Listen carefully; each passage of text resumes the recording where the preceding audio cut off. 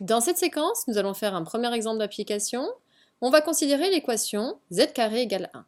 J'aimerais que vous donniez le nombre de solutions et la valeur de ces solutions, et ensuite que vous les placiez dans le plan, et on va voir ce que ces solutions vont décrire.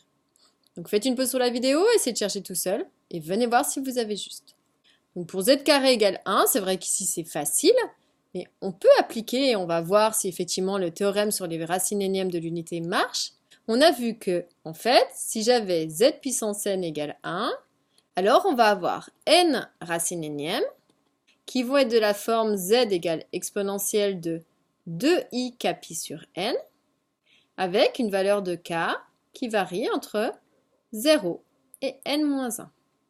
Donc pour nous, si on applique, on voit que la valeur de n, c'est n égale 2. Donc je sais dans ces cas-là que je vais avoir 2 racines.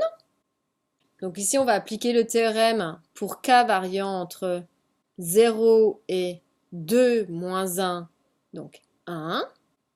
Donc c'est-à-dire juste k égale 0 et k égale 1.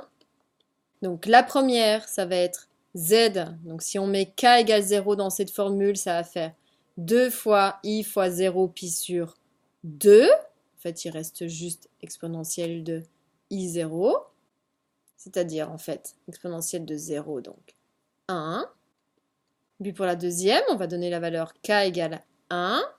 Donc ça veut dire qu'on va avoir z égale exponentielle de 2i, donc fois 1, pi sur 2, c'est la valeur de n. En fait, les deux se simplifient. Il reste exponentielle de i pi. Mais on sait qu'exponentielle de i pi, c'est pareil que cosinus θ plus i sinus θ. Donc c'est pareil que cosinus de pi plus i sinus de pi, si vous ne savez plus. C'est-à-dire, en fait, c'est juste moins 1, puisque la valeur du sinus, ici, elle vaut 0. Et que la valeur du cos, c'est moins 1. Sinon, vous savez le trouver sur le cercle. Donc effectivement, j'ai bien deux racines 1 et moins 1, je le savais. Vous voyez ici, ça reprend du temps, mais ça nous permet de valider notre théorème.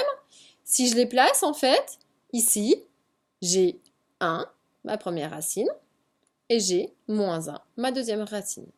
En fait, ici, la figure qui est décrite, c'est juste un segment entre deux points. Alors, petite remarque, ici, ces deux éléments, les racines énièmes de l'unité, je vois qu'à chaque fois, devant l'exponentielle, c'est le 1, ça on avait vu, c'était la valeur du rayon. Donc forcément, les racines énièmes de l'unité, elles vont être inscrites dans le cercle trigo. Donc ce qui veut dire qu'en fait, ici, ce segment, c'est même en fait un diamètre du cercle trigo. Donc ici, je ne vais pas tracer le cercle trigo, vous l'imaginez, ça va être très moche à main levée, mais voilà. En tout cas, ici, la figure décrite, là, j'ai le diamètre du cercle trigo. Donc voici pour cette première équation, z carré égale